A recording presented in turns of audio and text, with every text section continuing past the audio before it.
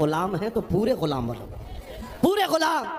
आज के दिन अगर एक नौजवान भी ये अहद कर लिया कि मैंने अपनी मर्जी से बहुत जिंदगी गुजारी है, अपनी लाइफ में बहुत इंजॉय किया है, लेकिन आज के दिन से ये तय करूंगा कि जीऊंगा तो मेरे नबी की मर्जी से जीऊंगा, जिसने भी तय कर लिया, मैं समझता हूं कि ये जलसा वसूल हो गया, हुजूर के कदमों में पहुंच गया।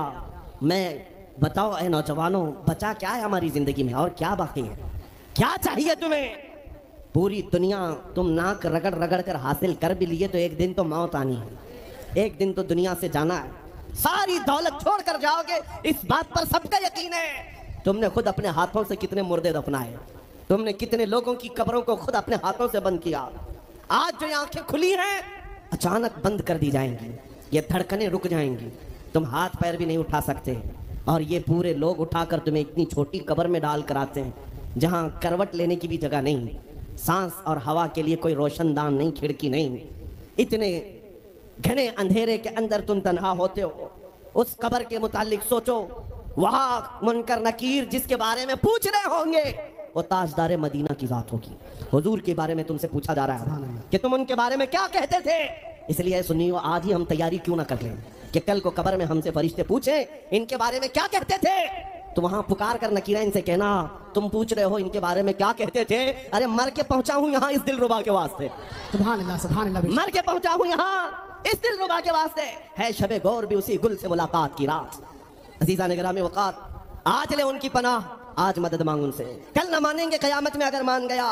सिर्फ मैं तुम्हारे उन अखलाक की बात कर रहा हूँ, बड़े दर्द दिल से कह रहा हूँ। आ जाओ वापस उस नुक्ते पर जहां मेरे नबी ने हमें छोड़ा था, आ जाओ उस रास्ते पर जिस पर चलने वालों पर अल्लाह ने इनाम नाजिल किया है। आपको पता है वो सहाबा इकराम, ताबईन और औलिया कामिलीन का रास्ता था कि जिनके बारे में इकबाल ने कहा, दी अज़ानें कभी यूरोप के कलीसाओं में तो कभी अफ्रीका के तख्ते। ये हमारी तारीख थी, मोहम्मद अरबी सल्लल्लाहु तआला अलैहि वसल्लम के गुलामों की तारीख थी। वो जिस जगह जाते थे परचम इस्लाम लहराते थे, जहां चल पड़े हवाओं का रुख मोड़ दिया, आंधियों को तोड़ दिया, समंदरों में रास्ता बना लिया, अरे दरिया दजला में घोड़े दौड़ा दिए।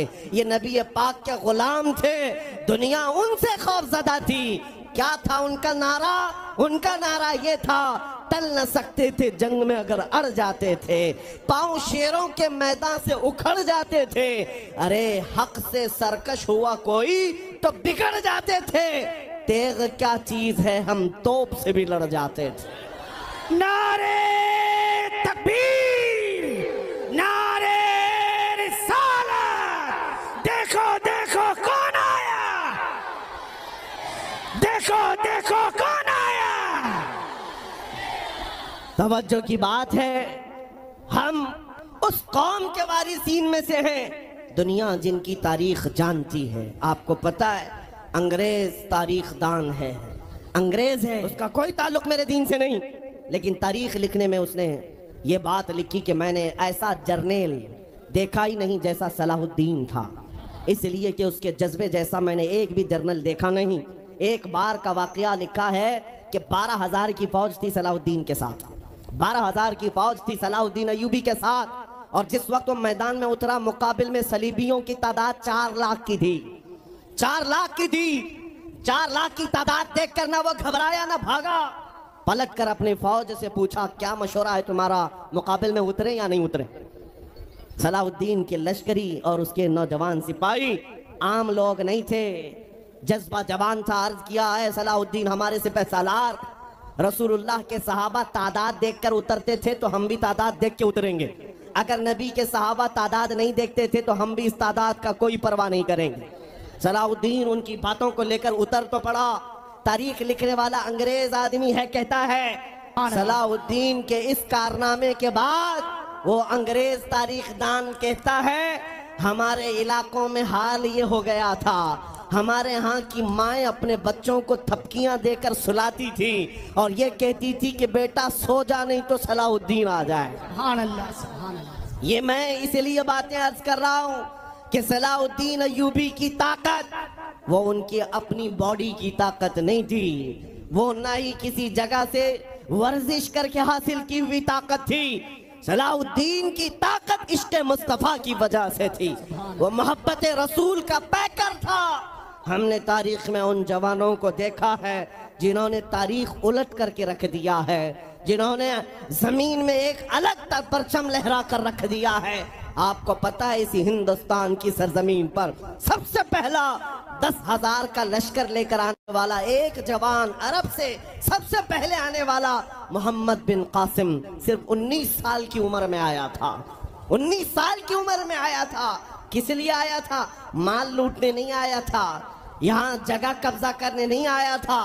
जैसे आज तारीख तोड़ मरोड़ करके बताई जा रही है, जितने बादशाह आए सब आक्रमण किए, सारे लोग यहाँ लूटपाट करने आए थे। ये तारीख तोड़ मरोड़ कर बयान की जाती है। मेरे अजीजों, इस पर फिर कभी गुफ्तगू करेंगे। लेकिन मोहम्मद बिन कासिम क्यों आया था? इलाहाबाद के एक पंडित है, उन्होंने खुद लिखा है, मैं अपनी बात नहीं पंडित जी की बात कह रहा हूँ। उस वक्त हालात ऐसे हो गए थे कि चंद औरतें, मुसलमान औरतें जो श्रीलंका की सरजमीन से हज के लिए जा रही थी, उस वक्त राजा दाबिर सिंह उसके कुछ गुंडों ने इन औरतों को पकड़ लिया, उनकी इज्जत लूटी, उनका माल लूटा, उनको कैदी बनाया।